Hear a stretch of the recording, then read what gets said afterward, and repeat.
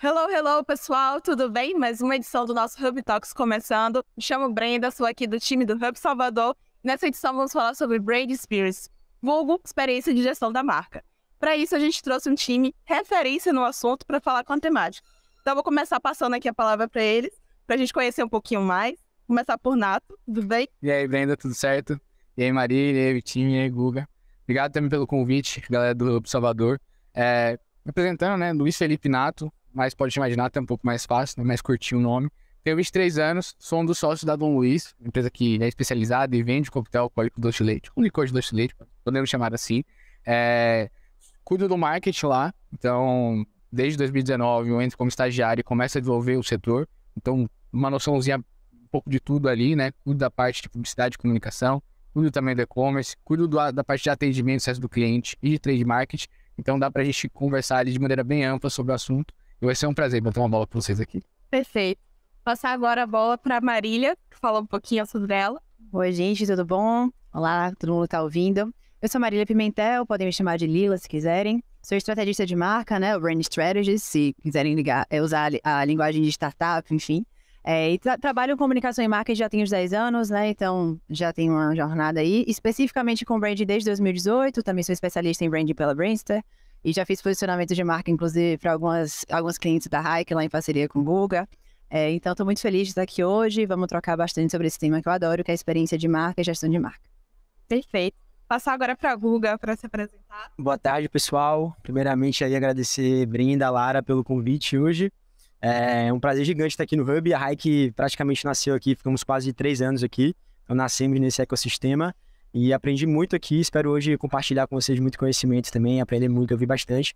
Meu nome é Guga Ávila, sou sócio da agência Hike. Na Hike, além da parte comercial, eu já toquei o setor de brand nossa vertical interna. E hoje sou responsável também pelo nosso setor de brand experience. Então espero poder compartilhar um pouquinho aí do que eu aprendi esse tempo, ouvir muito de vocês. Já trabalhei aqui direto e indiretamente com quase todos, então vai ser uma honra aí bater esse papo. Perfeito. Para finalizar, nosso terceiro convidado, quarto, pessoa de humanas, tá vendo? Vitor. Eu queria agradecer primeiro aqui ao Hub, né, e a vocês pelo convite. Eu tô muito feliz de estar aqui participando desse podcast. Me chamo Vitor Gonçalves, trabalho na Prêmio Entretenimento, que é uma produtora daqui de Salvador, que faz o Camarote Salvador. Tenho 8 anos já na Prêmio Entretenimento e vim aqui compartilhar um pouquinho com vocês como funciona o marketing de eventos e como é que é essa operação de carnaval dentro aí dessa área. Então é isso. Vamos lá. Perfeito. Pessoal, vocês podem estar achando um pouquinho estranho assim nosso cenário. A gente mudou, a gente está tentando novos formatos, novas tecnologias, novos, né, desafios, vamos dizer assim. Então, hoje a gente está na nossa área central aqui do Hub Salvador. A gente está com também 4 convidados. Normalmente a gente trabalha aqui com 2 convidados. Então, tudo novo e a gente vai sempre tentar inovar com novas coisas.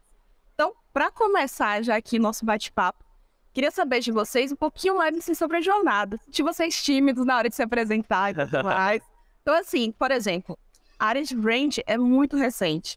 Então, por onde vocês passaram para estar hoje no carro que vocês estão, pai? Qual foi a jornada que vocês tiveram? Pode começar aqui, Marília. Eu acho que minha história é legal porque ela tem diretamente a ver com a história do Hub, né? Eu estava empreendendo na época, sou administradora, também sou formada em Direito, mas enfim, guardei na gaveta a formação jurídica. E eu sou administradora, né? Estava fazendo um MBA, enfim, já tinha trabalhado com comunicação e marketing e tudo. Estava empreendendo na época e vim para um evento aqui no Hub sobre empreendedorismo feminino. E encontrei Marina Pasquini aqui, que já tinha trabalhado comigo também, ela é publicitária.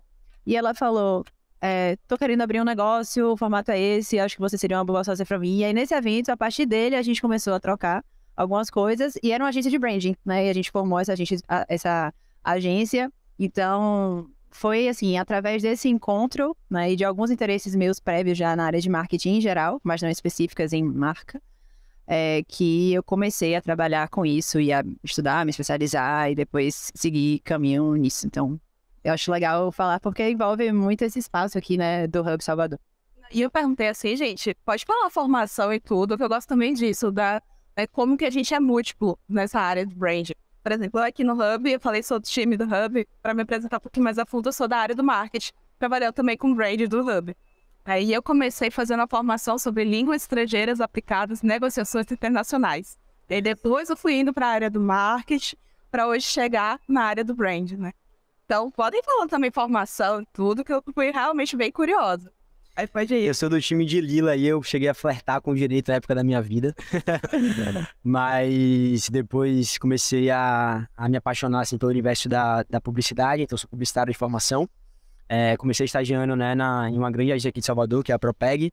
E logo depois eu entrei na Red Bull como estagiário de marketing. E a Red Bull realmente é uma aula, foi uma vivência incrível, assim, para você entender um pouco mais tanto sobre brand, também como experiência de marca.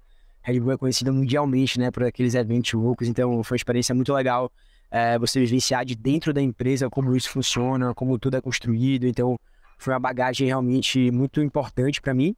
Depois de quase aí 5 anos de Red Bull, eu tive a oportunidade de abrir a Hike, e aí desde então, assim, na verdade a minha paixão por brand surgiu através da necessidade que eu percebia que as marcas tinham de se posicionar melhor no mercado, e depois foram realmente oportunidades que a gente entendeu de como externalizar ali aquele brand, que aí surgem as experiências, que é um pouco mais do que a gente vai falar hoje. Mas foi um caminho muito natural, muito genuíno, assim, de como eu fui aprendendo e conhecendo esse universo, a realidade das marcas. E então é mais ou menos por aí. Hoje a gente tem tanto um setor de branding, que faz a parte de construção de marcas na agência, como um setor também focado somente em experiências de marca, né? Então eu consigo vivenciar um pouco de cada universo lá na agência e acho que é mais ou menos por aí. Legal, minha história é meio diferente assim também. Eu iniciei, na verdade eu ia fazer um vestibular para cinema, acabei passando, queria muito fazer cinema, audiovisual, era uma coisa assim que até hoje eu tenho esse sonho assim de fazer alguma coisa voltada para o cinema. E aí caí em publicidade e propaganda, entrei em 2011, me formei em 2015. De lá para cá estagiei em agências de publicidade, cheguei a trabalhar dentro de estúdios, cheguei a ser digital retoucher para retocar foto, enfim, editar vídeo. Até que veio essa oportunidade de entrar na Premium no marketing. E aí entrei como assistente de marketing, fui crescendo lá dentro e aprendendo um pouco mais. A Premium é uma empresa, ela é estruturalmente pequena, então eu acabei olhando parte de produção, jurídico, financeiro, permeei por todas as áreas, isso foi muito interessante. Até chegar hoje como head de marketing, assim, foi bem interessante essa escalada, assim, até chegar agora. Então é isso. A minha jornada é um pouco mais retilínea, assim. Eu fui da empresa júnior na faculdade, então foi um ambiente ali onde eu descobri o que era o marketing, basicamente, porque o tema marketing, ele fica muito superficial no debate mais amplo. Você pega ali marketing, a pessoa vê que, faço Instagram, faço marketing, faz um vídeo publicitário, aquilo lá é o marketing por si. E ali, de fato, eu conheci e me apaixonei mais pela área de estratégia de marketing. Então, voltado ali para a estratégia de vencer concorrência, de avançar mercado e tudo mais. E eu digo que trabalhar com marca, com a estruturação de marca, posicionamento é meio que um mal necessário, porque mercadologicamente faz sentido, tá ligado? A gente precisa saber como construir, como posicionar, para aí sim você vencer sua concorrência, né? As pessoas precisam saber quem você é primeiro, né? O que você defende primeiro, para depois você conseguir, de fato, ofertar o seu valor. Então, das áreas, assim, que o marketing envolve, que eu ultimamente tenho estudado mais para me aprofundar um pouco mais, por gostar muito mais do lado estratégico, muito mais analítico, e tenho descoberto um mundo onde se traduz tudo, né? Então toda a estratégia, sem uma boa comunicação, sem um bom posicionamento, meio que não faz sentido, né? É só um livro escrito. Então, saio da empresa júnior, vou ali para uma rede de franquias de shopping, de churrascaria, para fazer a parte de atendimento. Eu atendia RH, reclame aqui e tal. Ficava lá mandando cupom pra galera que reclamava que tinha cabelo barato, essas coisas assim. E depois de um tempo, até Gustavo trabalhava na Hike na época, atendia a Dom Luiz, me conhecia da empresa júnior, e aí a Dom Luiz começou a ofertar em querer construir um setor interno, que aí, até então era só os 3 sócios que cuidavam de tudo. E aí me chamaram lá pra ser estagiário de marketing. Que era o marketing? Vê aí o que é o marketing, vão conversando, vai entendendo, vai definindo e vai estruturando. Então, não só mercadologicamente, mas aprender até para saber contratar, saber trazer time, é um tema muito importante hoje. Um histórico breve, assim, um pouco de como o branding se inseriu, assim, na minha rotina, no meu dia a dia. Nosso podcast vai desde pessoas que estão, de fato, nessa área, pessoas que estão, que é isso? Que é o brand experience? Que é essa questão de experiência de gestão da marca? Aí, por exemplo, pensando nessas pessoas, se vocês fossem explicar o brand experience para uma pessoa totalmente leiga, em poucas palavras, fazer logo assim, a questão já do pitch da mente startup. Como que vocês escreveriam o Brand Experience? Brand Experience é qualquer iniciativa da marca que desperta algum sentimento nas pessoas. Inclusive, existe um consenso no mercado que eu acho muito errado, é que a gente já começou a associar muito Brand Experience a ações muito grandes, eventos de marca, ativações de marca, algo até físico, né? Se confundiu muito com live marketing.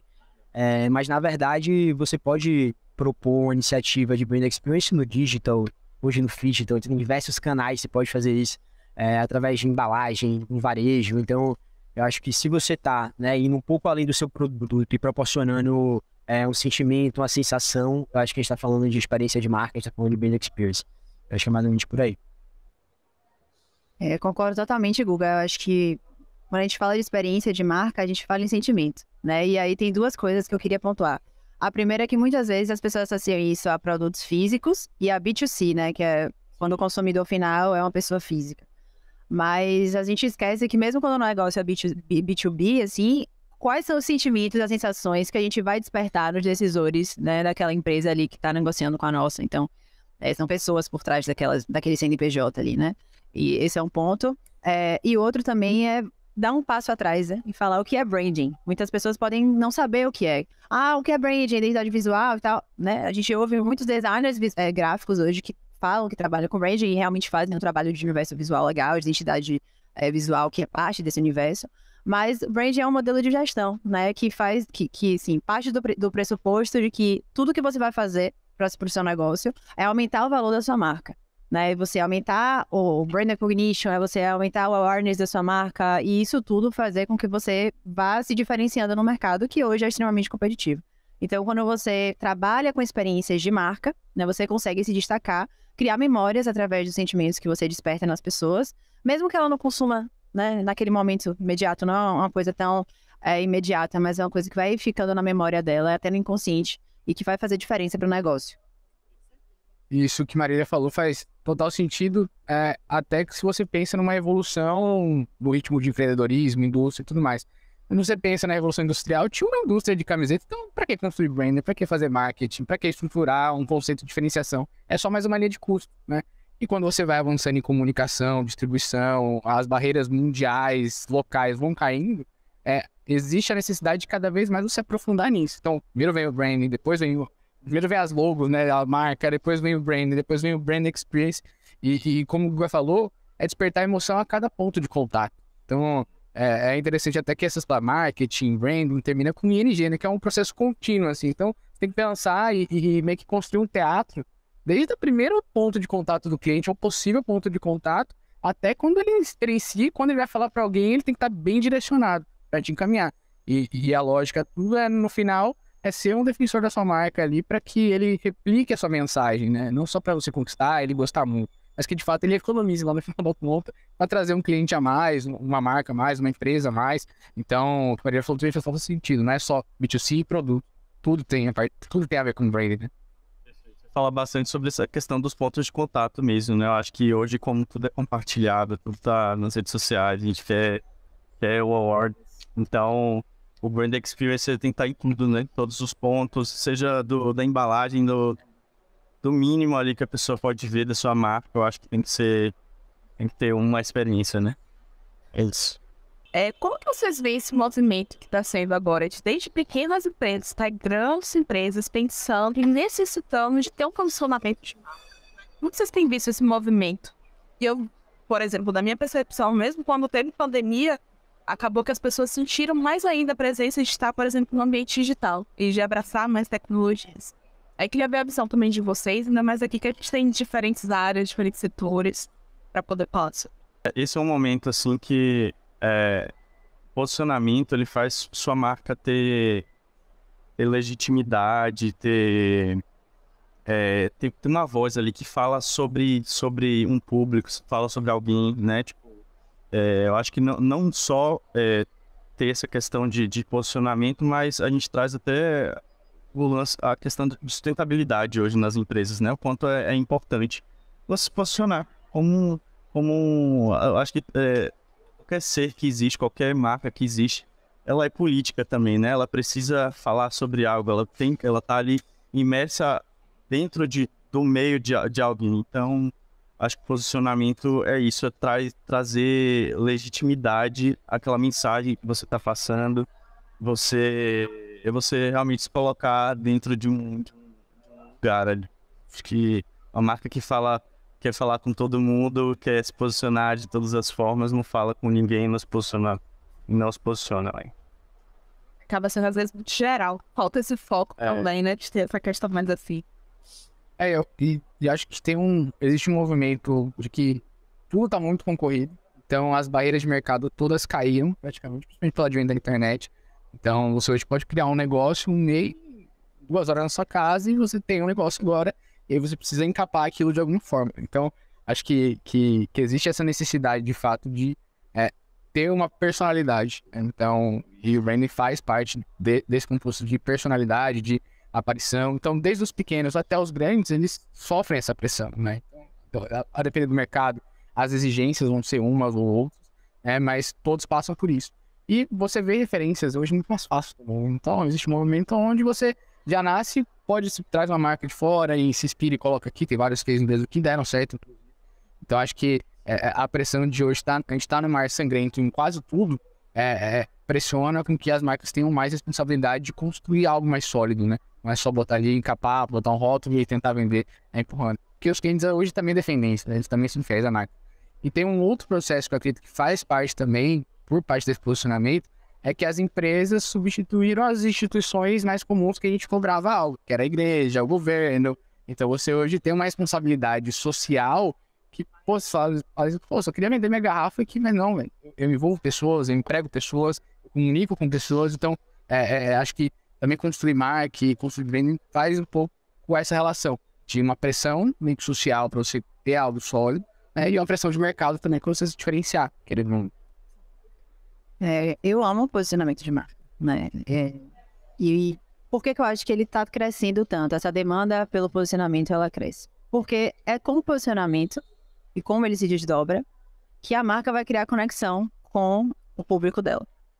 Então, assim, desde bens de consumo triviais, né, até marcas que envolvem decisões maiores, como, sei lá, que tipo de imobiliário eu vou escolher quando eu vou comprar um apartamento, ou que tipo de escola eu vou botar meu filho, enfim. Qual é o posicionamento, né, dessa marca? Quais são as pautas dela? Essas pautas estão alinhadas com os meus valores, né? Então, assim, se eu tenho uma pauta de ESG muito forte, eu não vou consumir uma marca que o posicionamento dela não é claro a respeito disso. Que é nebuloso, que é silencioso, né? Então, não só falando de bandeiras, de pautas, enfim, mas de estilo de vida também, né? Qual é o posicionamento dessa marca em relação ao lifestyle? Ele conversa com o meu posicionamento, né? Com quem eu sou? Então, existem inúmeras opções dentro do mercado. E o que vai fazer com que eu me conecte ou não, né? E, consequentemente, eu decida minha compra ou não, ou vire recorrência ou não para aquela marca, é justamente saber se existe ali uma conexão do meu posicionamento enquanto indivíduo, né? Enquanto ser humano, pessoa, com aquela marca e todos os discursos dela que se desdobram em campanhas, em ações, em pontos físicos, né? Você trabalha com trade, Nato. Então, assim, qual é a copy que eu recebo na minha newsletter quando eu sou assinante dessa marca, né? Qual é o tipo de modelo que a marca escolhe para fazer uma campanha? Enfim, falando de B2B, assim, como é a apresentação corporativa, uma proposta comercial dessa empresa para uma outra? Então, todos esses canais, formatos de dobramentos, de ações, né, de ativações, elas têm que estar pautadas nesse posicionamento. Ele é o centro de tudo e é ele que vai dizer como a marca vai se conectar com o público e stakeholders. Boa, perfeito. Acho que vocês definiram muito bem a parte de posicionamento e um ponto, assim, um adicional que eu penso é que o Brand Experience, ele precisa derivar de uma estratégia de posicionamento muito bem consolidada. Então, eu vejo muitas marcas, inclusive, proporem ações erradas porque elas não têm definido ali dentro do posicionamento qual é o universo temático, sobre quais temas aquela marca fala, quais são as bandeiras que ela levanta, e às vezes a marca quer abraçar tudo, né? E ela acaba não abraçando nada. Então, acho que o posicionamento, ele dita o que você deve, mas principalmente o que você não deve falar, né? Então, eu acho que traz coerência para o discurso, né? Para sua mensagem de marca e tal. Então, eu penso até assim, sobre essa temática de Brand Experience, o posicionamento é que vai ditar, por exemplo, né? Como o do Luiz hoje, onde faz sentido você estar, né? Como marca, onde está seu consumidor, qual a experiência que você quer proporcionar para ele, sobre quais temas você fala sobre quais temas você não fala sobre, né? Então, acho que tem essa pauta, assim, que qualquer marca que, enfim, tem essa vontade, tem esse direcionamento de falar sobre Brand Experience, é melhor olhar para dentro ontem, entender qual é o seu posicionamento de fato e a partir daí criar uma estratégia de Brand Experience. Então, acho que é o que realmente dita assim, o direcionamento da marca. Hoje em dia eu vejo também uma cobrança maior do posto por fim, de tipo, e aí? Por exemplo, a gente teve ano passado discussões políticas.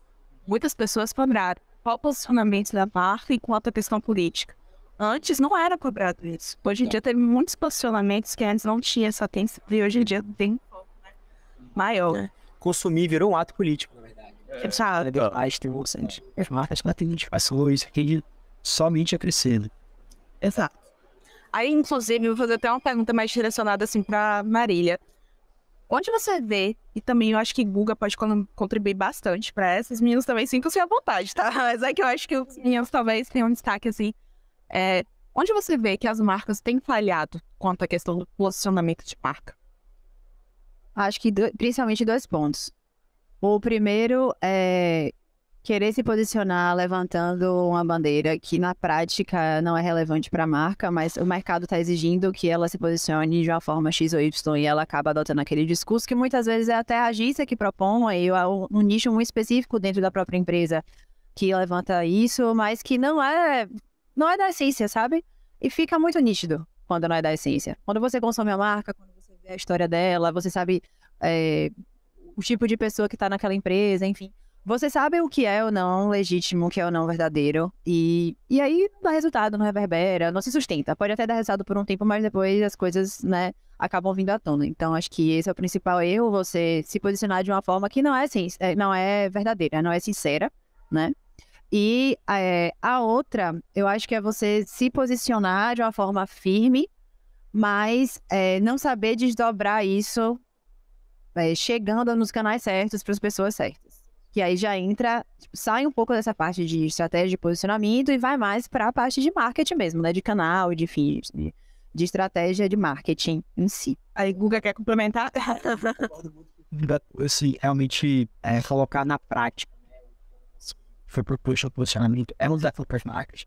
Igual a questão de verba, a questão de braço, é necessário, lá na Disney passa muito sobre isso também, até o plano que você propôs de posicionamento, ele precisa de alguma maneira ser sustentável para a marca, todos os sentidos. Então tem que ter esse ponto, que eu quero assim, que não depois também em relação à verdade das marcas, mostra muito discurso feminino, mas tem algo que eu vejo muito assim, hoje na parte de posicionamento, porque eu pesquiso lá na agência e tal, eu sinto que falta personalidade nas marcas, né? Eu acho que todo mundo cada vez mais traz posicionamento mais mesmo, falta diferencial competitivo, eu sinto falta hoje disso, um pouco mais de irreverência, sabe? Um pouco mais de, vou pensar em algo diferente, vou pensar algo que seja verdadeiro, mas que também eu consiga trazer de uma forma que seja nova no mercado. Então, esse conformismo, assim, é algo que eu vejo que falta uma coragem na minha visão, assim, pra muita gente. E você, assim, trabalhando, por exemplo, numa agência que é focada nesse foco, né, de criação de marcas, na gestão de marcas,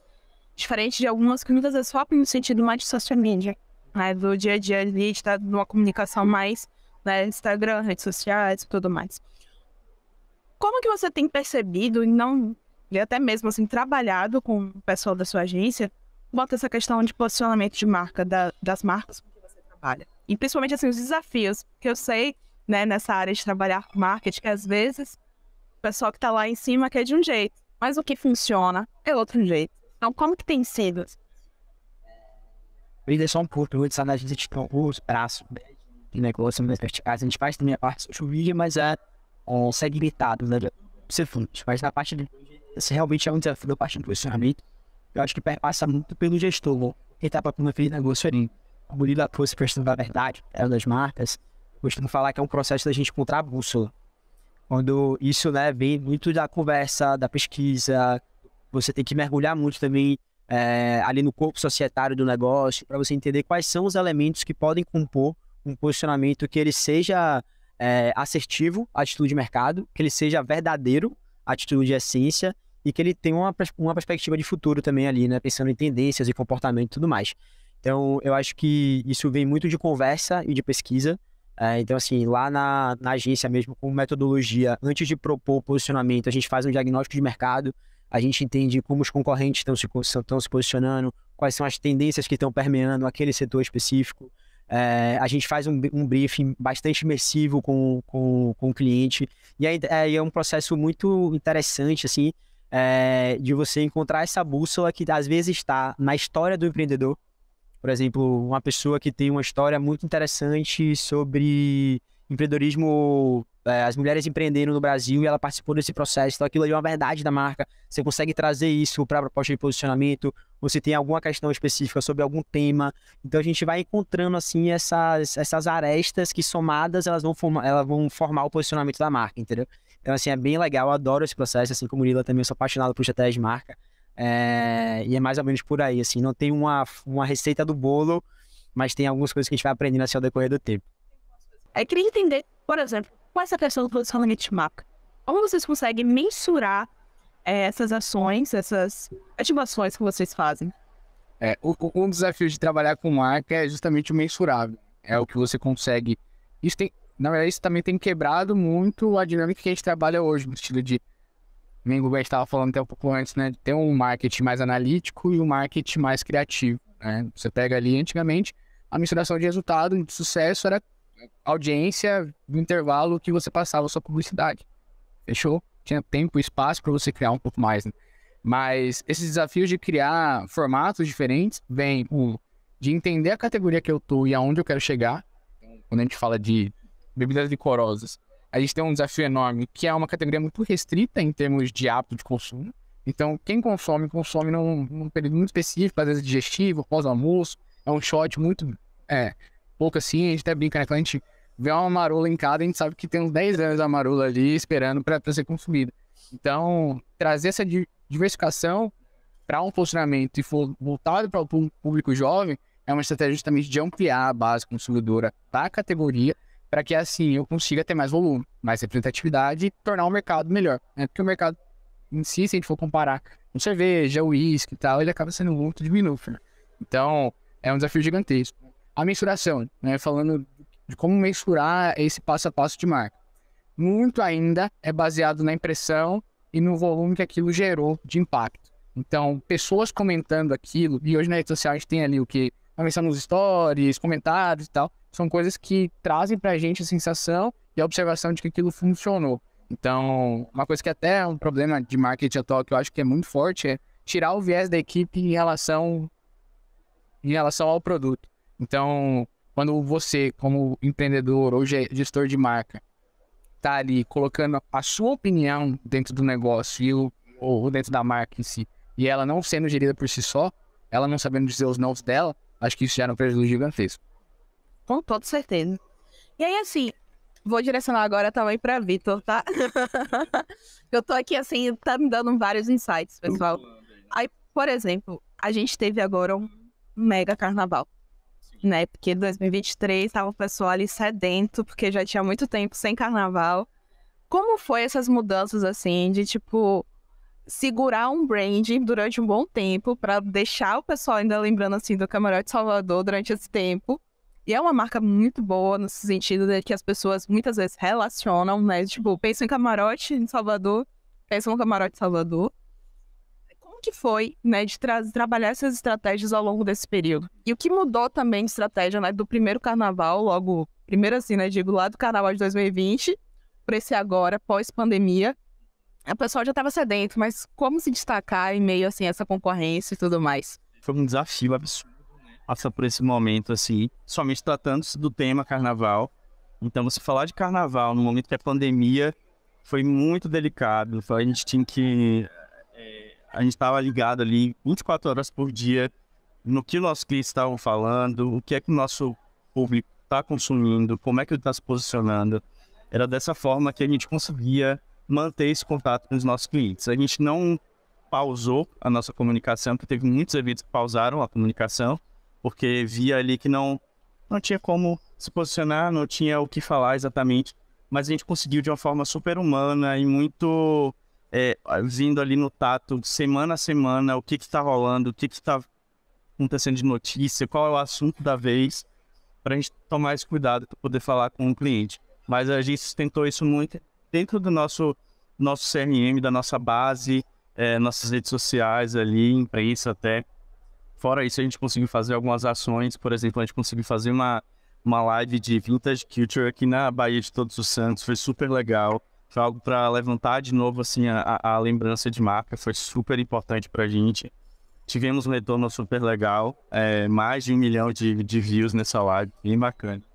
E a gente foi criando ações assim, ao longo do tempo para manter o assunto carnaval vivo, ainda que fosse nesse momento super delicado. E nessa volta foi sede total, as pessoas com uma saudade absurda de viver o camarote. E foi isso. Qual foi a segunda pergunta? Também já esqueci. Não, mas pode deixar que já pensei em novas. Porque assim, por exemplo, nesse sentido, vocês trabalharam em muitas marcas no camarote, certo? Como foi essa ativação de várias marcas em um espaço consideravelmente pequeno, meio que competindo para chamar a atenção do pessoal? O que você acha assim que deu certo? O que não deu certo? O que tipo, olha, eu senti que tal marca se destacou porque mexeu com isso. Tal outra marca, eu sinto que ficou um pouquinho mais assim, porque... Como é que foi essa experiência? O camarote é bem interessante isso, porque a gente tem muitas áreas, né, de ativações. O Pinheiro sabe, porque ele trabalha lá, inclusive fazendo ativações lá. A gente tem 2 palcos, tem os mirantes, então a gente tem muitas áreas de ativações. Tem as áreas, os patrocinadores master geralmente se destacam porque conseguem ativar mais áreas, tem mais dinheiro para fazer grandes ativações. Eu diria que esse ano quem se destacou assim foi a Chevrolet, que trouxe inovação às ativações. Eu vejo assim, muitas marcas querendo trazer photo opportunity, muito nessa linha, mas esquece um pouco da experiência. O que o nosso cliente quer viver ali dentro, fora essa questão de tirar foto, né? De fazer uma imagem ali. Então a Chevrolet trouxe aí uma cabine de flash tattoo, foi super legal. Teve uma aderência muito legal dos nossos clientes, assim. Ela ativou o Chevrolet Club, que é onde se apresentam todos os DJs internacionais, DJs nacionais, todos ali dentro. E lá dentro eles faziam um momento Chevrolet. Esse momento era antes do headline. Eu pensei que dava um carro, eu já ia falar, meu Deus, deu braço. Temos um carro lá também. Meu Deus. Aí já é uma ativação que, assim, difícil de competir, viu? E aí tinha esse momento Chevrolet lá dentro, que era antes da apresentação principal do DJ da noite, geralmente era um internacional. E eles fizeram uma performance, colocaram pessoas dançando lá nesse momento, tinha luz de show de luzes, enfim, muito, muito bacana. Mas eu acho que as marcas têm que focar muito assim, olhar, não que como eu falei, a maioria das marcas querem fazer photo opportunity. O que você pode entregar pro fulhão que tá ali dentro, que é realmente viver uma experiência diferente, quer se divertir. Isso que você falou da tatu mesmo, vai ficar pra sempre. Na memória pra sempre, sabe? Então, isso é uma coisa que a gente tenta instigar todas as marcas que entram lá no camarote. São muitas marcas. Eu vou dar só um exemplo de uma época que Tinder ativava o camarote de Salvador. E Tinder tinha uma ação muito tranquilinha assim de fazer, que era um dado gigante. Esse dado tinha lá a parte do corpo, que numa parte do corpo, e o outro dado era o que a outra pessoa poderia fazer com aquela parte do corpo. Beijar ou abraçar e tal. Somavam 2 fulhões que tinham a vontade de estar ali, fazer ativação. E era uma ativação assim que a maioria das pessoas tinha lembrança dela. Era uma coisa simples, mas fazia as pessoas interagirem. Então, eu acho que a marca, quando for ativar, ela tem que ter muito isso na mente. O que eu vou fazer para gerar uma lembrança que tenha um impacto, assim, que leve o resto da vida da pessoa? Bom, ainda foi só uma adendo assim a fala de Vitinho, 2 pontos. O primeiro, acho que tem uma coisa que é emblemática também, que é a Cuervo com Bebedouro, que é um clássico do Camarote de Salvador. Todo mundo vai, tem uma presença de marca realmente, passa tudo, aquelas pessoas lá dando shot pra todo mundo. Impressionante como isso viraliza até, né, nas redes sociais e tal. E um ponto assim que me chamou muito atenção na Chevrolet foi justamente o que a gente tá falando de plataforma e de objetivo, né? Quando eu tava lá naquela loucura da montagem, aí eu vi a Chevrolet fazendo os tours de tatuagem. Eu falei, pô, por que eles estão fazendo isso? Depois eu vi eles na boate. E aí claramente tinha o interesse da marca, o objetivo da marca em se relacionar com o público jovem e com o público A, né, que é o público do Camarote Salvador. E aí, quando eu fui ver a linha de carro que eles estavam lançando, eu estava completamente conectado a esse público, entendeu?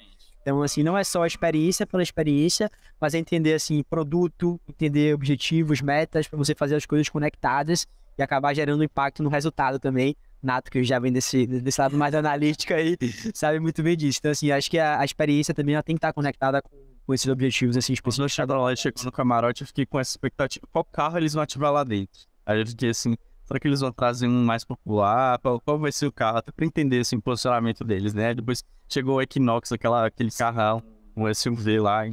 Já chama atenção. Super atenção, conversa muito com o público. Acho que eles ativaram super bem. Inclusive, a Dom Luiz teve ativação agora no carnaval. Em algum camarote, algum bloquinho. A gente fez 2 eventos no Rio de Janeiro, ativando, e aí a gente meio que deu uma modelada na estratégia, mudando um pouco mais do foco de drink para o foco de shot, da gente transformar aqui o produto naquele catalisador do momento. Então, sempre quando há a tendência de virar ali, então chega a atração principal, a gente passa por uma rodada de shot antes. Tem alguns restaurantes e bares que a gente ativa em São Paulo, principalmente, que fazem a virada, né, de um bar-restaurante para uma boate. Então, a gente sendo esse shot dessa mudança, né, então, saindo do momento mais calmo, mais tranquilo, e o Dom Luiz sendo um ponto de virada, né, e aí a gente consegue também inserir o produto em diversas outros tipos de ação. Então, a gente identificou que o drink, ele faz sentido, é bom ter isso na mente das pessoas, mas ele não ia dar a profundidade que a gente precisava em termos de hábito de consumo. As ativações são muito mais complexas, chegar a esse nível e ser um insumo para drink que seja memorável de fato, tira até descaracteriza um pouco o produto, né? O sabor dele, a marca, isso. Então, a gente volta um pouco mais para shot e aí os 2 eventos do Rio foram para pontuar e iniciar essa estratégia agora pro carnaval. Que inclusive eu fiz uma pergunta mais direcionada pro Vitor, agora eu vou adaptar até para vocês. Porque, por exemplo, o coquetel Dom Luiz muitas vezes é associado ao período São João. Corrija se eu estiver errada, tá? Mas eu vejo muito pessoal associando assim, coquetel licor com o período de São João. Como que vocês fazem também para estar ativo, ter esse posicionamento assim, de marca ao longo de todo o ano? Nossa, esse é o desafio do milênio, né? A gente nasceu em Salvador, o São João é um momento muito marcante, e isso era observado pela curva de vendas. Então, começava o ano mais baixo, chegava em junho, este tinha o nosso pico. O que a gente sempre tenta fazer olha essa anualidade e tenta fazer com que toda a curva se equipare. Então, o que eu preciso fazer para no São João eu realmente aproveitar esse momento de venda, mas sem me colocar com um produto somente de São João? Então, toda a estratégia começa bem antes. Então, em abril, maio, você já está pontuando ali que você é um produto que existe, incentivando o consumo, né? Fora isso, os eventos que estão localizados no final do ano, no começo, né, dezembro e janeiro, também fazem muito sentido.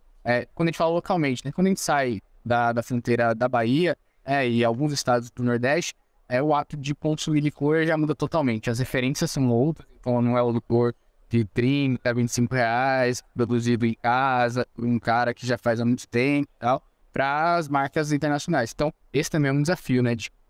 Qual é o meu parâmetro agora? Vou tentar patear aqui e observar a tendência que existe aqui e fazer algo. Então, a gente faz muito mais focado na Bahia, por exemplo, quando a gente fala de São João, porque a gente observa que é o fenômeno de festa junina no Brasil todo, mas o hábito de consumo de licor é somente aqui, né, que é mais destacado. Eu quero trazer uma coisa completamente diferente, mas que conversa com o que você estava falando aí, por isso que eu lembrei. Você está falando de produto físico e de hábito de consumo, né, que, enfim, adaptando para um produto digital, por exemplo, ali, de uso recorrente, tem muito a ver com o caso de uso, né? Então, de que forma você consome o Dom Luiz? É como shot, é em drink, é em São João, é no calor, na praia gelado, é no frio, enfim. E de que forma você consome, por exemplo, uma solução de um software, né? Então, eu fui estrategista de marca do Jus Brasil, que é a maior low-tech, né, do país, já vai fazer 15 anos aí de história. E lá dentro da empresa, a gente montou um grupo para fazer estudo de análise de mercado, de potencial de crescimento de mercado de uma das 3 verticais do negócio. E aí, a gente partiu, né, o ponto de partida de estudo desse grupo, ele foi fazer pesquisa quali com usuários, né, da solução, para a gente mapear casos de uso, e a partir desses dados, enfim, a gente fez inúmeras entrevistas, gravou entrevistas, analisou pessoas de todos os times da empresa, assim, representantes, né, de todos os times da empresa, eu estava lá representando o branding. A gente analisou esses casos de uso da empresa e, através disso, a gente foi vendo como é que a gente poderia melhorar o produto para cada tipo de usuário. E aí, criar soluções personalizadas a depender da necessidade. Então, assim, quando a gente fala de experiência de marca também, a gente vê como esse produto está sendo consumido, seja ele tangível ou não, e adaptar para que a melhor experiência possível seja proporcionada para aquela pessoa de acordo com a necessidade dela, né? Então, eu sei que, enfim, o público daqui do Hub, ele é muito de startups e tudo, às vezes as pessoas ficam criando soluções, legal a gente botar esse framework, isso aqui, nanana. Tá, beleza. Vai melhorar em que a experiência? Não só de marca, mas experiência de uso, né? Vai agregar em quê? Vai resolver qual é o problema do meu usuário, né? Então, pode ser que o Camarão de Salvador pense em colocar lá, por exemplo, uma área nova que é linda, maravilhosa, enfim, mas tá, beleza. O meu público, ele curte isso, ele vai valorizar esse tipo de experiência, né? Pelo histórico do público, pelas entrevistas que eles possam fazer com o público. E isso vale para toda a marca, assim. Então, você vê de que maneira você pode incrementar essa experiência de acordo com dados pautados em pesquisas, em análise, em estudo mesmo do seu público. Até um canal de atendimento vira a experiência de marca, né? Então, quando você se vende, sei lá, com uma empresa que é simples, rápida, ágil, e você tem um canal com um e-mail para receber reclamações, vamos supor, não faz sentido, né? Assim, qual é o acesso que o meu cliente quer e como eu me vendo também para me encaixar dentro do que eu proponho. É que vocês da Dom Luiz, eu vi já que vocês trabalham assim, atende na rede social, atende no e-mail, atende no LinkedIn. Onde está o cliente? Onde levantar a mão, tá lá tentando... Agora, Marília se levantou, por exemplo, da Brasil. Como foi trabalhar com uma low-tech? É um público de empresas e tudo mais que é muito conservador quanto a essa questão. Como que foi ter essa questão de brand experience, de posicionamento de marca, mostrar as vantagens, né, de ter um foco nesse setor para um público que, assim, que eu vejo do pessoal, assim, que levou um certo tempo, digamos assim, para estar, hoje em dia está mais, eu acredito que foi também esse boom de pandemia e necessidade de adaptação. Como que foi, principalmente, assim, pensando, né, que a Ju está há um bom tempo, foi uma das pioneiras de grandes startups. Dante. A primeira coisa é que o Jus Brasil ele é muito conhecido como uma empresa que atende pessoas do mundo jurídico, sobretudo advogados, mas essa é uma das 3 verticais de negócio, né, da empresa. Então, tem a vertical de negócio que é para o público leigo, e é muito, muito amplo você trabalhar marca, experiência de marca com ele, porque qualquer pessoa pode ter uma dúvida jurídica ou querer pesquisar algum dado processual, né, envolvendo o seu próprio nome, enfim. Um monte disso. Nossa, com direito do consumidor, eu chegava ali na Jus Brasil, perguntava, via. Aí eu chegava ligando assim, não, porque eu artigo 15º. Porque a ideia é justamente facilitar o acesso à justiça, né? Porque o dado ele é público, ele tá lá em algum site de algum tribunal, mas você sequer sabe que site é esse, enfim. Então ali a gente centraliza essas informações. Então tem todo esse trabalho de experiência de marca com o público leigo, que é mais voltado para a educação da informação jurídica.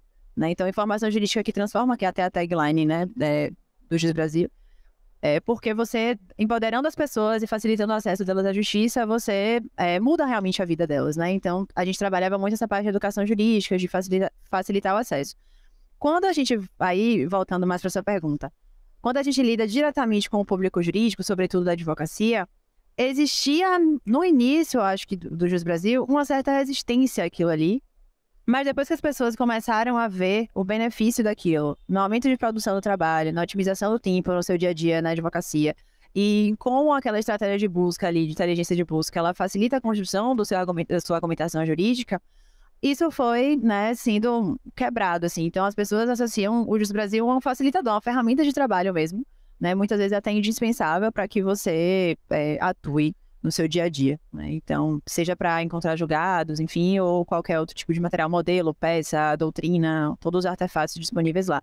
Então, assim, eu, pelo menos, no período que eu fiquei gerindo a marca no Jus Brasil, eu não vi uma resistência dos advogados em relação ao uso da ferramenta, sabe?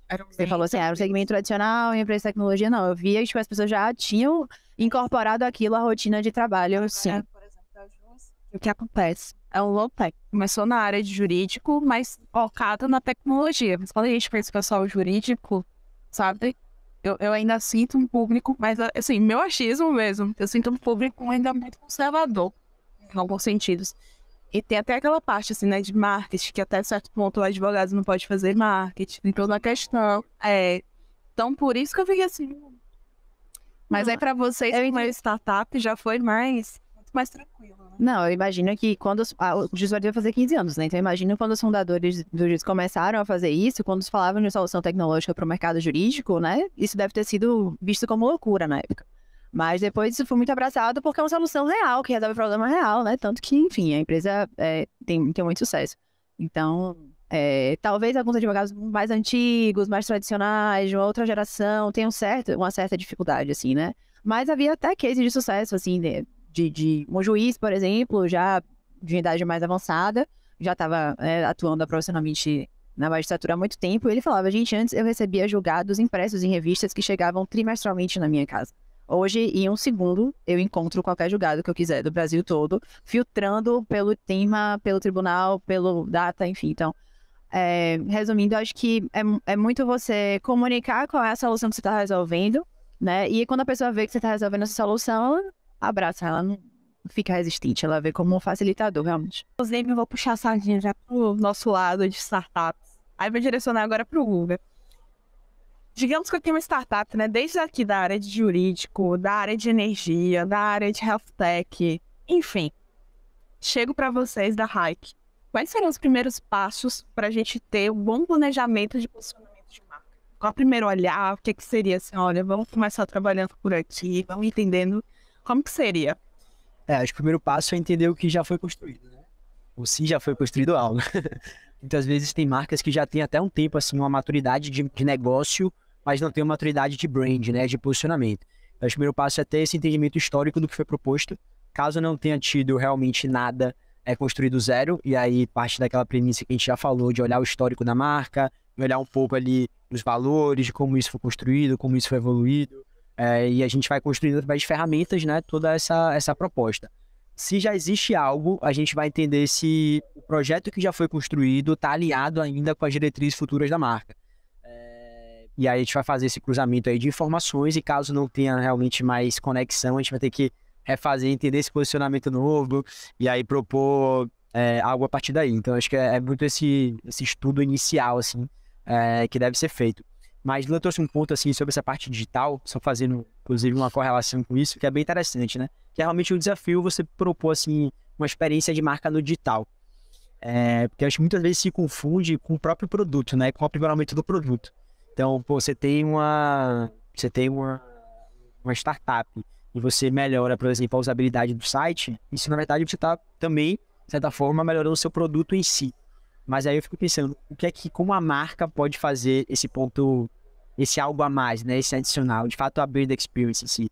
Aí eu faço até analogia com picolé, por exemplo. Você pega um picolé, você vai abrir o picolé na embalagem, você vai chupar o picolé, etc e tal. Ali a marca do picolé está te entregando um produto. Né? Tipo, é o job to be done deles, você comer um bom picolé. Agora, o brand experience, na verdade, é a frasezinha que vinha, por exemplo, no Que Bom. Esse é o adicional.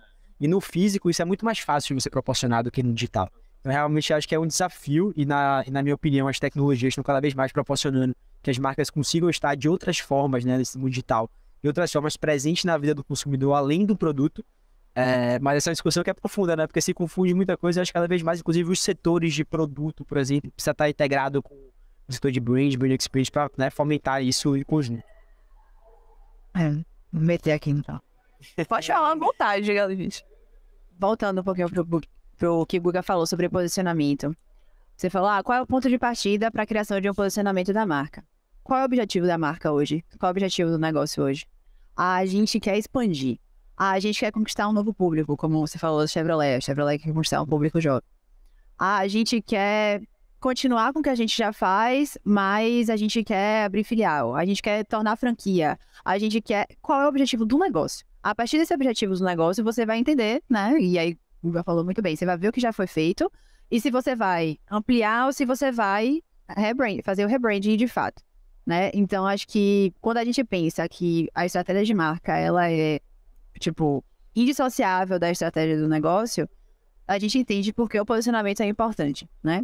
E aí, falando um pouquinho do que o Guga disse sobre como você proporcionar a experiência de marca nesse meio digital, realmente, muitas coisas se confundem com melhorias do próprio produto, e aí ficam realmente com os times de design de produto, de PMs, mas, por exemplo, como é que você apresenta os primeiros passos beleza, o cliente fez lá a assinatura freemium, ou ele realmente fez a assinatura pagante e tal.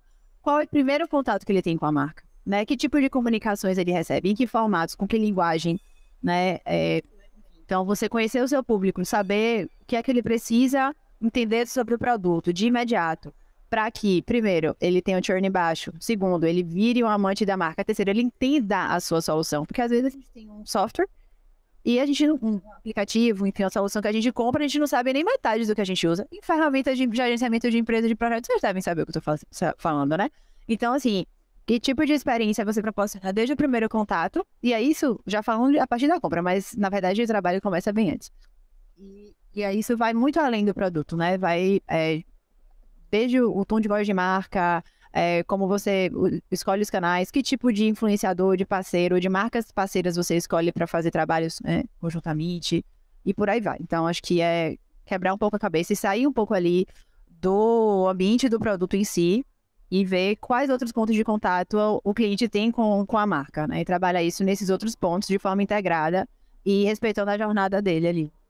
Aqui, aproveitando, quer falar? Para complementar só em relação ao objetivo de marca, até a gente comentou no início que é um processo fluido, né? Então você tem que ir revisando e construindo e os objetivos vão mudando também, porque as oportunidades vão mudando. E normalmente o que a gente tem é marcas que são formadas do zero com estratégia já, e marcas que ninguém falou que já chegam uma mistura de um monte de coisa ali, e aí precisa ter um direcionamento, né? E aí, principalmente quando a gente tá no cenário brasileiro, muitas das marcas nascem desse jeito. É a personalidade da pessoa que criou. Então, pô, eu era bom de fazer bolo, fazia numa padaria, vou empreender, vou criar minha empresinha de bolo. E aí eu vou lá, começo a fazer bolo. E aí, pô, agora eu tenho a necessidade de ter uma gestão profissional. E aí você vai lá e tenta modelar em cima daquilo que já estava pronto. Então, é um desafio gigantesco. E um desafio gigantesco do digital, voltando para o assunto, é que você não consegue tocar em todos os sentidos. É muito visual e áudio, né? Então, quanto mais sentidos mais você tocar, mais memórias, a tendência é existir, né? Então, você pega um cheiro, você tem um toque ali diferenciado, mas então, no digital, acho que a dificuldade e as tecnologias tendem a avançar para isso, é que você está dentro do metaverso lá e você está conseguindo tocar nas coisas, sentir, provar daquilo de maneira mais eficiente. Então, acho que é uma barreira que vai ser quebrada em algum momento, mas é muito complicado, mesmo. E aproveitando até esse gancho que você puxou do digital, que é assim, hoje em dia a gente tem, infelizmente, uma cultura também muito de cancelamento. Muitas marcas são canceladas e as marcas têm que estar cada dia mais atentas a algumas questões, desde os influenciadores que trabalham, até mesmo os próprios sócios, fundadores que falam, que tem esse posicionamento de falar enquanto marca. A gente teve, por exemplo, o caso da Nubank, que, enfim, a Cris Junqueira foi cancelada, né, por conta de uma fala dela. A gente teve a questão da Balenciaga, que foi por uma questão, né, de... Então, tem casos desde uma simples fala até casos bem graves da vinculação da marca. Como lidar? Como ter uma gestão de crise quanto a isso? Que hoje, assim, é muito importante, primeiro, os profissionais que trabalham com marketing, com a comunicação, ter essa noção, estar inserido nos debates atuais, né? Estar ali procurando entender o que se passa em cada núcleo, em cada nicho, em cada comunidade, entender se fere alguém, né, da comunicação. Eu acho que, eu vou dar um exemplo da Premium, né? A gente, esse ano, a gente aproveitou essa fase, esse gap que a gente teve esse carnaval, para colocar um projeto de sustentabilidade robusto na Premium, que a gente começasse de dentro, não algo assim, como a gente falou mais cedo, para não parecer algo forçado, fake. Então, qual foi o primeiro papel que a gente pegou assim pra gente? Vamos transformar nossas cabeças, nossas mentes. Vamos ver aí, desconstruir, ouvir as pessoas, entender tudo que tem se passado, ouvir as dores das pessoas, para não acontecer de você ferir a existência de alguém, enfim, a sua comunicação. E esse projeto veio muito dessa forma, assim, gerou muitos debates interessantes lá dentro da empresa, e eu acho que todos os profissionais hoje têm um alinhamento. Então, para gerenciar a crise, assim, hoje a gente tem profissionais preparados, a gente tem uma assessoria de imprensa, acho que tudo que a gente coloca no ar hoje, seja uma peça gráfica ou seja, sei lá, um e-read. Enfim, qualquer comunicação que a gente faça hoje passa por várias pessoas, por vários crivos, até sair e entender se aquela peça não vai ter algum problema, para não chegar a acontecer um cancelamento, uma crise com a nossa marca. Então, a gente tem esse cuidado assim, genuíno. E esse projeto em específico que eu falei foi muito importante assim, para disseminar essas ideias mais globais para todo o time. Eu ia complementar um pouco dizendo que uma crise ela pode ser uma grande oportunidade também, tanto para rever conceitos, quanto a depender do nível da crise, você perguntando se aquilo faz sentido, se é realmente o seu público que está com impacto real, se você ultrapassou uma barreira social, criminal, que você tem que voltar atrás, aí sim, beleza. Então você faz retratações, você vai para os canais mais formais, você faz aquilo de uma maneira muito bem assessorada, e aí você começa a esperar. Até porque hoje na internet tudo vira onda, né? Então uma semana é o tempo perfeito para abaixar a sua onda e vir uma outra onda ali. Mas pode ser uma oportunidade também no sentido de, muitas vezes, você reforçar de fato aquele seu posicionamento que você tem e entender que é aquilo. Já falado assim, tem uma personalidade de marca. Então, se isso aqui que você está me falando não faz sentido nenhum, o meu público concorda comigo, é o momento perfeito para eu aproveitar o buzz e escalar mais ainda. Trazer pessoas que se conectem de fato com a minha marca. Porque, eu até brinco, em casa eu tenho um exemplo perfeito do que é uma marca meio blasé e uma marca assim. Eu tenho um cachorro que morde muito. Então, você pode chegar perto dele assim, ele já morde, já briga assim e tal. E um outro que você pode virar ele do avesso, né? Então ele meio que agrada todo mundo. Esse outro, ele agrada só algumas pessoas. Eu tenho certeza que eles já estão velhinhos, né? Então daqui a um tempo os dois vão partir para uma melhor. Eu tenho certeza que eu vou lembrar mais de momentos desse. Eu vou ter mais memórias marcantes com esse. Eu não vou deixar de gostar desse. Mas eu tenho mais memórias marcantes desse do que é amigo de todo mundo, qualquer um vai lá e tal. Porque ele não emociona tanto quanto o outro. O outro dá susto, dá uma emoção normal. Então eu acho que uma crise pode ser uma oportunidade também, a depender do assunto, obviamente. Você não pode ultrapassar a barreira. Sobre crise, né? Eu liderei um grupo de trabalho que era voltado para prevenção e gestão de crise de marca. Então, é um trabalho bem sério, tá? Quando a gente vê algum problema se acontecendo com a marca, a gente, nossa, devem ter sentado numa reunião, ligado um pro outro, decidiram soltar uma nota assim. Não é assim. Então, pelo menos a experiência que eu tive foi a seguinte, a gente mapeou, e dentro de 4 possíveis temas, quais eram os problemas que a marca, o produto, o negócio poderiam enfrentar, né? E aí depois a gente usou uma matriz de priorização, partindo do pressuposto de 2 critérios, na verdade. O critério de frequência, né? O risco de acontecer, ou se já tinha acontecido, ou se era muito remota a possibilidade, e o outro era de impacto. Então, quanto isso vai impactar minha marca, meu produto, minha receita, etc. E depois que a gente priorizou esses problemas, a gente fez um playbook, né? Então, caso esse problema aconteça, quem serão as pessoas acionadas dentro da empresa? O que cada pessoa vai fazer? Em quanto tempo? A retratação vai ser nesses termos, a nota já está pronta. A nota que a gente vai soltar nas redes sociais é essa, para a imprensa é essa, os canais de comunicação que a gente vai utilizar são esses. Então, fazendo um playbook, né? Em versão resumida para uma educação generalizada, assim, um pouco mais ampla, e uma versão mais extensa para as pessoas diretamente envolvidas com essas possíveis crises, né? E, além disso, criar um fluxo de comunicação de crises dentro da empresa de uma forma automatizada. Então, aconteceu tal crise, enviar lá, se for o caso, print, enfim, o que é que aconteceu. E o comitê, né, que era formado por jurídico, comunicação e relações institucionais, ele recebia isso e já acionava de acordo com o playbook. Então, é um trabalho, claro que não é toda empresa que precisa de toda essa robustez, mas essa lógica de, tipo assim, se você pode prever o problema, preveja. E já sabe exatamente o que você vai fazer. Porque se é algo que tem alta possibilidade de acontecer e você não faz nada pra isso, putz, você, né, tá vacilando. E aí, quando acontecer, vai ser muito pior. Porque hoje o mais importante é o tempo de resposta. No caso da Salto, eu tenho 2 empresas agora que estavam subcontratando pessoas que trabalhavam, né, em condições análogas à escravidão. Inclusive, a resposta da repercussão foi horrível, né? Isso era absolutamente nada, assim.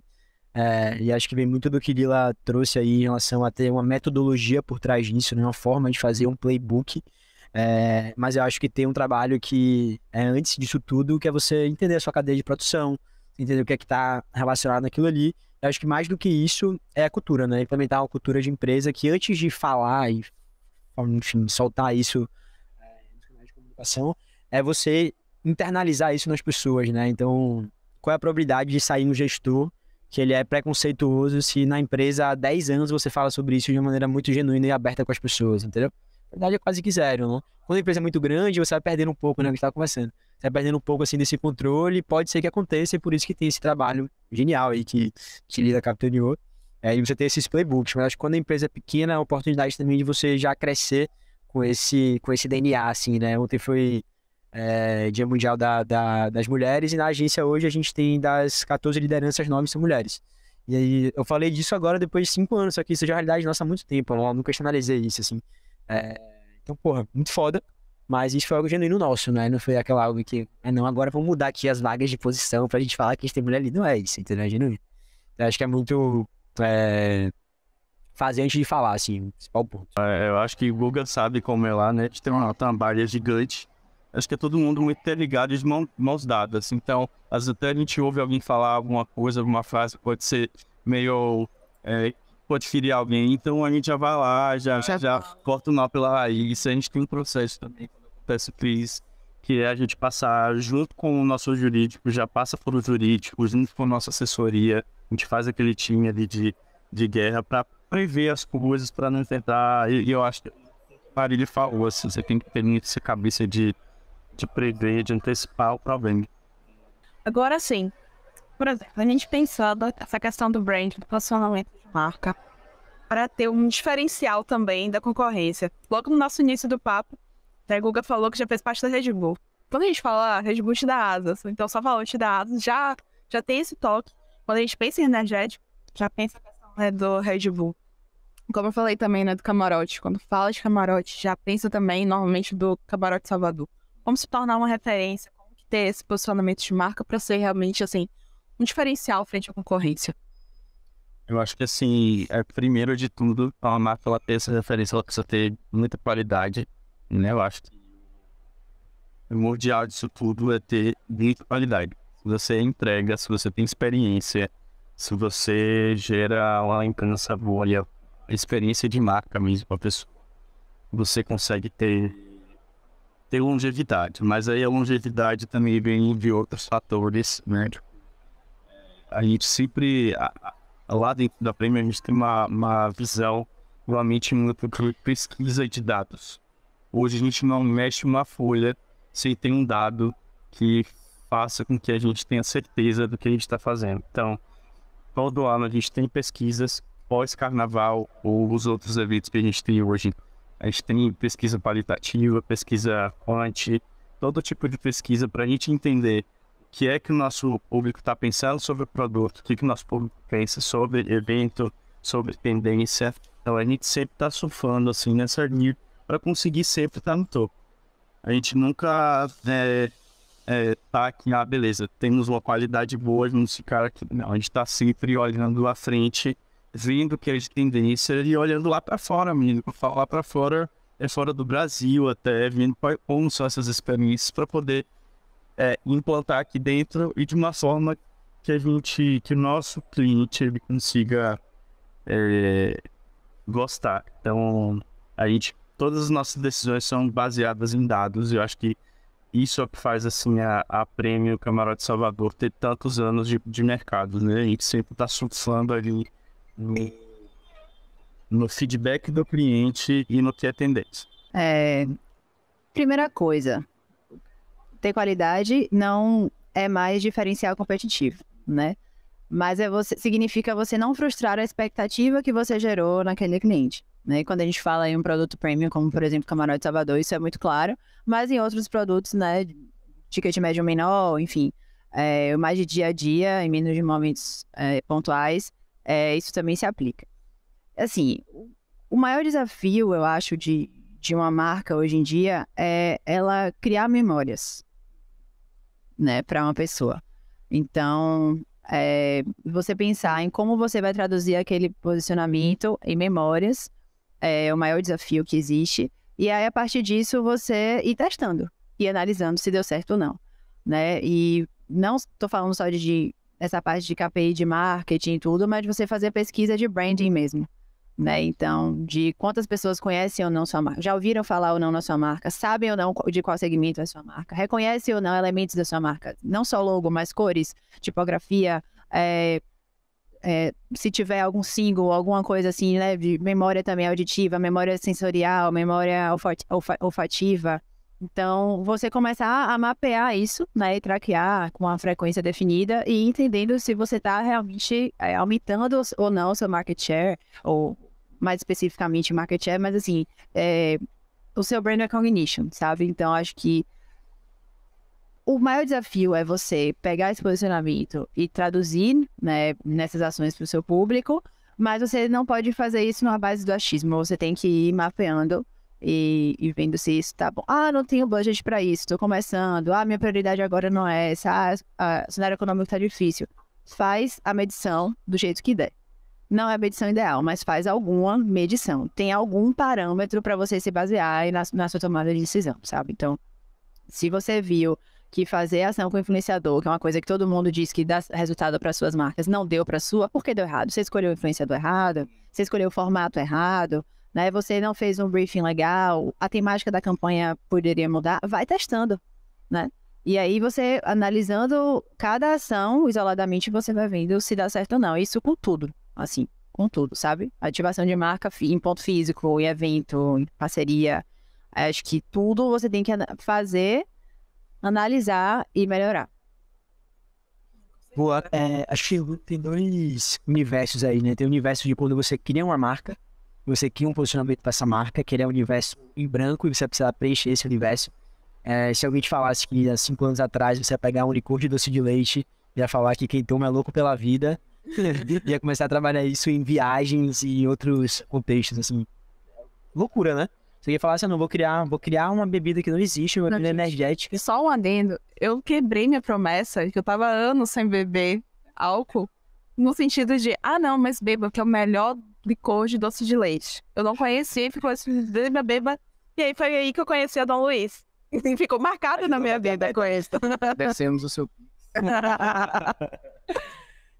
Então, assim, acho que falta coragem para muitas marcas, assim, de propor algo disruptivo, inovador mesmo, com mais personalidade. Falo da Dom Luiz, genial, geralmente esse case é incrível, né? Realmente essa construção de um hábito de consumo muito comum, cultural, você transformar em algo muito maior, assim como a Red Bull. Tem uma marca de água também que eu sou fã, aquela Death Water, tipo, o cara pegou água, que é uma commodity, e criou uma marca personalidade total, assim. Então, eu acho que no início as marcas precisam se permitir criar mais, sabe? Pensar menos, nesse caso, nos dados, em como o consumidor se comporta, e pensar mais na verdade, que eu acho que isso cada vez mais é a diferença competitiva. E assim, na continuação da marca, né, quando a marca já existe, tenho acompanhado um movimento que eu acho bem interessante, é que entender a sua marca não só como um produto, mas como uma plataforma. As marcas têm cada vez mais assumido esse protagonismo, assim, de entender que eu não entrego, não só vendo do Luiz, mas eu faço parte da minha vida, da vida do consumidor através de uma plataforma de marca. E eu acho que a partir desse entendimento, você tem uma clareza muito maior sobre o caminho que você vai seguir. Você conhece bem o seu consumidor, sabe bem o que ele faz, o que ele gosta de fazer. Eu acho que isso dá uma clareza maior para você seguir, assim, o caminho correto do posicionamento. Até porque o produto pode mudar, né? Exato. Se você entender que o que importa ali não é mais aquilo, que seu público quer outra coisa, ou que um outro, até que ele quer aquilo, mas ele quer mais outra coisa, né, que você tem o potencial de ganho mesmo, de escalabilidade ou de aumento de ticket com outra solução, sua marca já está construída, já está forte, seu público já sabe quem você é e tal, e o sentimento, as mensagens que aquela marca transmitem, elas vão se adaptar a outros produtos, né, e, enfim, tem inúmeros casos aí de marcas que tem produtos que você nunca imaginou que ela poderia ter e dá muito certo. Então, acho que é muito mais esse pensamento de que tipo de solução, de sensação eu quero levar e para que público, do que o que é que eu faço aqui hoje em dia, o que é que eu estou vendendo fisicamente, seja tangível ou de tecnologia, sabe? Eu ia falar de um livro que eu gosto muito, que fala sobre posicionamento. Tem um livro que tem um posicionamento mesmo, e tem outro que chama Reposicionamento, que são, para mim, as referências assim, desse assunto. E tem um livro que é dos mesmos autores, que chama Marketing de Guerra. E que ele basicamente traz o cenário onde você não posiciona a sua marca, você posiciona a sua marca na cabeça do seu consumidor. Então, o ambiente de guerra é a mente do consumidor, né? É o espacinho que você oculta. Então, por isso que a gente falou muito de gerar memória. Memória é você comprar um terreninho ali naquele espaço, né, e ser a resposta para uma pergunta que a pessoa está tendo naquele momento, né? O que eu vou comer hoje? Coloquei um hambúrguer, mas eu não sei qual. Vai surgir nomes na sua cabeça e justamente tudo que a galera falou de construção, de jornada, de posicionamento, tá dentro desse ambiente. Então, até uma recomendação, o Max Giel, para mim, é um livro fenomenal, porque ele mostra 4 quadrantes. Então, quando você equipara de forças, então, 2 empresas gigantes, Burger King e McDonald's, elas conseguem se bater ali até cansar. Mas, pô, se eu sou pequeno, tô abrindo uma hamburgueria agora, não vou ficar batendo no McDonald's. Daqui a pouco os caras me trucidam e já era, sumi com o mapa. Então, eles trazem esses 4 cenários de como você avançar frente à concorrência, né? E conseguir evoluir passo a passo para que você chegue e equipare forças ali, né? Você pode dominar um nicho dentro de um setor muito grande, né? Sei lá, você pega varejo. Tem varejo que vende tudo. Mas tem varejo que vende especificamente almofada personalizada. Tem loja de roupa que vende tudo. Tem loja que só vende meia, estilosa e tudo mais. Então, são estratégias para você ocupar um espaço para uma pergunta que alguém vai fazer em algum momento, né? Tem que entender, aí vem do planejamento, se essa pergunta ela é válida em vários momentos ou não. Se ela é robusta o suficiente para você construir algo sólido, né? Se for uma pergunta que poucas pessoas fazem, ou um momento que poucas pessoas têm, aquilo logo fica fugaz, né? Paleta mexicana. Quando ali surgiu, ninguém mais não tem vontade de tomar uma paleta mexicana. Então, os negócios morrem, né? Acaba. Só puxando um gancho que a Marília falou, esse ano a gente criou um hotel exclusivo do Camarote de Salvador. Então, a gente vê a força da marca. Assim, foi o primeiro ano do hotel, a gente esgotou o hotel, a gente foi inteiro. E aí, qual foi o objetivo, né, de ter o hotel? É fazer a experiência do cara, que 80% do nosso cliente é de fora, né, do Sudeste. Então, ele procura hospedagem aqui. O que a gente queria proporcionar para o cara? Uma experiência do início ao fim.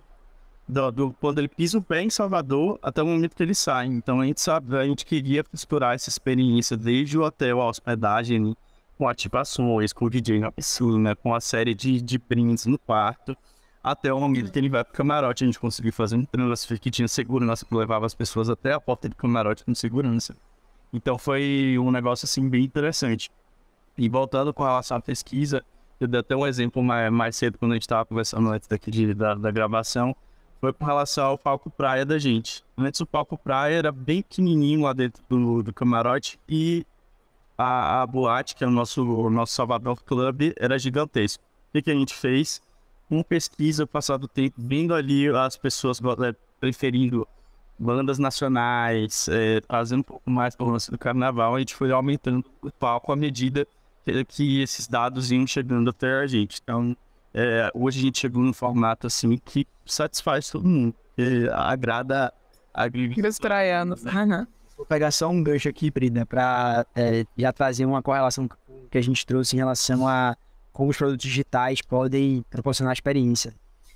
E eu acho que tem um exercício que é muito interessante, que é você sair um pouco do produto e pensar como você pode ir além dos seus territórios. Sair um pouco, por exemplo, vocês do Camarote de Salvador, no caso. Vocês saíram da estrutura do Camarote de Salvador e pensaram, pô, como eu posso estar presente na vida do meu consumidor de forma relevante em outros espaços. E aí eu acho que no digital tem um case da Uber que é genial, que é aquele case com o Atlético Paranaense, que o goleiro entendeu o celular no meio do jogo. E aí deu uma repercussão da zoa, porque o goleiro do nada pegou o celular no jogo rolando e tal. E era justamente porque a Uber levantava essa bandeira para você não tocar no celular em momentos que você precisava estar atenta, né? Então a Uber saiu completamente do seu produto fim, que era um aplicativo ali para motorista, para pessoa que seja, e se tornou mega relevante e puxou a atenção das pessoas através de uma causa que eles tinham na sua plataforma de marca, que a gente já falou aqui, etc. Então, acho que tem também muito esse papel, e eu sei que às vezes é desafiador para as marcas menores pensarem como elas podem estar presentes assim, mas acho que vale pensar, pô, e no meu bairro, no lugar que eu trabalho, e no escritório do meu cliente, como é que eu posso também estar presente, proporcionar essas ações, extrapolar um pouco, de transbordar o produto para outros pontos de contato. E, pessoal, o papo tá muito bom. Se deixar, eu fico aqui a noite toda conversando com vocês, que é um tema que eu amo de paixão. Então, assim, para finalizar, uma última pergunta, geralzona também, sintam-se à vontade. O que vocês acham das perspectivas para o futuro? Marília trouxe uma questão, por exemplo, de trabalhar a questão afetiva, na questão, tipo, de sentidos diversos, né? E, por exemplo, me lembrei até da Melissa. O cheirinho da Melissa é muito típico pra mim. O Guga trouxe algumas experiências também, que eu lembrei, por exemplo, da ativação de marca da Netflix, quando teve Round 6. Foi colocando no meio da rua e tudo mais. Como vocês veem a questão de brand experience para o futuro? O que é que as marcas deveriam apostar? O que é que vocês estão sentindo que está super em alta? O que é que vocês esperam também, assim, dessa área? Acho que tudo omni, né? Então, você não pensar isoladamente, mas como a mesma mensagem, a mesma sensação, ela pode ser despertada em vários canais, seja digital, seja físico, enfim. Então, você está ao mesmo tempo, não necessariamente em todos os canais, mas em todos os canais que são importantes para você, digitais ou não, e fazer isso de uma forma integrada, né? E acho que a tecnologia cada vez mais vai aproximar a gente do que é tangível. Então, enfim, daqui a pouco a gente vai conseguir sentir cheiro e ouvir coisa. Acho que em pouco tempo a gente já vai conseguir transpor essas barreiras aí, né? Mas uma mensagem que eu queria deixar aqui é sobre experiência de marca internamente. Eu não queria terminar o podcast sem falar disso. É uma coisa que eu vim pra cá no carro pensando, nossa, eu preciso falar disso. Você não consegue ser verdadeiro com potenciais clientes, com fornecedor, com ninguém, parceiros, se você não tiver a marca bem trabalhada dentro do seu time. Meu time só são 3 pessoas. E aí? As 3 pessoas sabem o posicionamento da empresa, as pessoas concordam com esse posicionamento, elas colocam em prática esse posicionamento de sociologia, né? Então, acho que esse trabalho de posicionamento é muito, muito importante, independentemente da área da empresa, do tamanho, do estágio. A gente ainda não tem nem protótipo. Tem que ter uma coerência muito grande e as pessoas têm que saber qual é a proposta da empresa internamente. E quem é a marca, né? Falar da marca de uma forma coesa. E aí, quando esse discurso ele for ampliado, ou ele ultrapassar, eu ia falar as paredes, mas não necessariamente existe um espaço físico, mas ultrapassar a bolha ali dessa empresa, ele não ter ruído de comunicação, né? Então, acho que, sei lá, para o Camarote Salvador ser quem ele é hoje, todo mundo lá dentro tem que saber exatamente o que é que o Camarote faz. Isso parece óbvio, mas a gente acredita, não é. Tem empresa de 5 mil, 6 mil, tem startup aí que tá com aporte de bilhões e que não existe um trabalho interno de brand experience bem feito. Então, essa mensagem que eu acho que queria deixar em relação ao futuro também, sabe? Antes de você querer conquistar mercado, trabalhe sua marca de uma forma sólida internamente e constante. O branding, como o Nato bem lembrou, é gerúndio, né?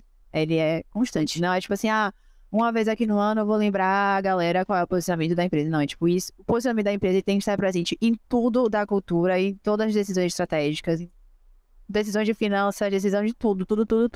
Então, acho que a tendência seria essa de omni, de pensar em marca de uma forma global e trabalhar a marca internamente, trabalhar a experiência de marca dentro. Não só para fidelizar time, etc e tal, mas evitar turnover, mas para que o trabalho ele seja realmente verdadeiro e genuíno, sabe? Que as pessoas trabalhem com a coisa que elas sabem o que é aquilo ali, que marca é aquela. Na minha opinião, a gente tá até conversando um pouco sobre isso antes. Eu acho que o futuro das marcas, e isso inclui a parte de experiência de marca no todo, é fazer a junção do que é antigo e tem de bom e o que é de novo, inovador e tem de bom. Acho que a gente precisa, até como profissional de marketing, trabalhar mais como o dono da padaria, de estar com a barriga no balcão, conversando com seus clientes. Uma pesquisa quant é excelente, mas uma pesquisa quali, sentado do lado, trocando ideia, perguntando, recebendo aquela informação. Acho que é altamente necessário. Então, eu vejo que a gente vai ter... acredito que pela pandemia a gente acelerou esse processo de um conflito que acho que pode gerar algo muito melhor no futuro, que é essa junção do que era premissas antigas, validadas e bem impactadas. Então, se antes você faz marketing, óbvio, você quer estar no Fantástico 3 minutos passando um puta vídeo publicitário. Hoje não, se você não tiver um Instagram, mesmo sendo uma empresa B2B, uma empresa de petróleo, não faz sentido, você tem que ter. Então, acho que essa junção e essa construção do que é criativo, do que é analítico, ela vai ter que começar e o nosso papel, acho que como pessoas que trabalham nesse setor, é incentivar que as pessoas não foquem só no que é óbvio hoje. eles consigam trazer o que é bom, que trouxe de base até aqui, para que de fato seja algo construtivo, né? Sustentável no longo prazo. Eu acho que a maior tendência é essa. Fora a tecnologia, tudo isso que a gente já falou um pouco, mas eu acho que a tendência para os setores de marketing, para uma construção de marca efetiva, é juntar o que tem de bom no passado e o que tem de bom agora. Meio que chegar no meio termo, né? No caminho do meio. Eu acho que, para finalizar, assim, tem que falar mais sobre data driven. Eu acho que acho que a empresa hoje que não olha para dados e que não está ali calculando e tirando performance de todos os lugares, ela não vai conseguir para lugar nenhum. Acho que hoje, assim, no marketing é isso. Acho que um profissional precisa ter esses dois lados, né? Um lado criativo, sensibilidade, mas precisa ter muito isso de dados na veia para a gente poder se orientar através deles. E outro ponto que eu falo assim, eu falei mais sim também, que é com relação, eu acho que hoje a gente tem muito isso de marketing digital, etc. Mas assim, profissional de marketing, pessoas que estão começando agora, coloquem mão na massa, se aprofundem, entendam o seu público, vá fazer plano de comunicação, vá fazer estratégia de marketing. Não fique na superfície achando que o curso de marketing digital vai resolver você como profissional de marketing. É isso assim. Entre de cabeça no que realmente marketing, assim, na veia, sabe? Com certeza. Bunga, pra finalizar. Finalizar, você tem uma visão de longo prazo, que é uma visão realmente bem tecnológica do metaverso. Estava lendo uma reportagem que já sai um fone que você consegue sentir cheiro pelo fone, impressora 3D que você pode imprimir o produto e comprar pelo metaverso. Então acho que realmente as marcas vão cada vez mais para esse caminho. Atualmente as marcas grandes, né, já estão lá de certa forma pontuando. Então isso que o longo prazo, talvez não tão longo assim, seja esse caminho. Mas a curto prazo eu acho que a tendência é a própria brand experience. Ainda mais falando de empresas menores, assim. Eu acho que hoje as empresas menores estão começando a entender que existe um potencial para elas também trabalharem de certa forma. É necessário criatividade, é necessário pensar fora da caixa, mas eu acho que cada vez mais as empresas, as startups estão tendo um olhar mais para isso. Então acho que no futuro isso vai se desenvolver bastante ainda. E como agência, como pessoa profissional, também fico feliz e também curioso, né, para entender como é que o mercado vai daqui para frente. Acho que é isso. Com certeza. Pessoal, a gente vai encerrando por aqui. Muito obrigada a todos que ficaram até aqui ao final. Agradeço a cada um de vocês, gente. De verdade, o papo foi muito, muito enriquecedor. Estejam sempre muito bem-vindos a voltar aqui para o Hub e futuros projetos também, tá certo? E é isso. Sigam nossas redes sociais e continuem acompanhando a gente por aqui, tá? Um beijo e até a próxima.